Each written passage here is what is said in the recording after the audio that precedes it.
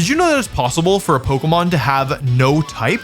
Like instead of being a fire type or a water type, they're just, I don't know, sauceless? What's the term for it? Typeless? Typeless makes sense. When a Pokemon has no type, it means it has no weaknesses and also no resistances, which I guess also makes sense. But how can you get this to happen? There's a couple ways, but the one I want to talk about today is through a special move called Burn Up.